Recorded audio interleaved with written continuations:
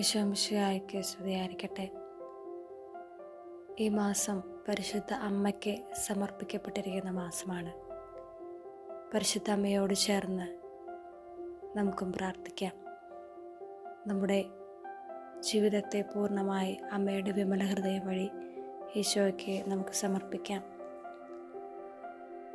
പരിശുദ്ധ അമ്മ കരുണയുടെ സന്ദേശം നമ്മളെ ഇന്ന് അറിയിക്കുകയാണ്. അമ്മയുടെ സന്ദേശം സ്വീകരിച്ചുകൊണ്ട് പരിശുദ്ധ അമ്മയിൽ ആശ്രയിച്ച് മാധ്യസ്ഥം അപേക്ഷിച്ച് പ്രാർത്ഥിക്കാം.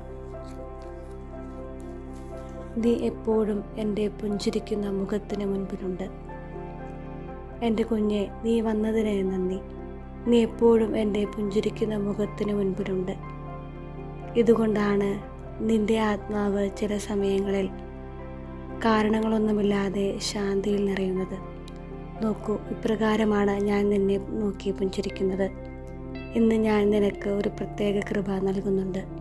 സ്വർഗീയമായവയെ ആഗ്രഹിക്കാൻ ഞാൻ നിന്നെ എങ്ങനെയാണ് പഠിപ്പിക്കുന്നതെന്നറിയാനുള്ള കൃപയാണിത്.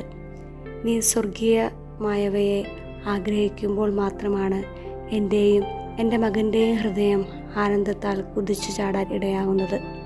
അങ്ങനെ എൻ്റെ വളരെ അടുത്തെത്താൻ ഞാൻ നിന്നെ അനുവദിക്കുന്നു. അടുത്തെന്ന് വെച്ചാൽ നീ എൻ്റെ തൊട്ടില്ല എന്ന വണ്ണം അത്രയും അടുത്ത്. പ്രാർത്ഥിക്കുക. നിൻ്റെ പ്രാർത്ഥന വളരെയധികം ആവശ്യമുണ്ട്. ആമേൻ.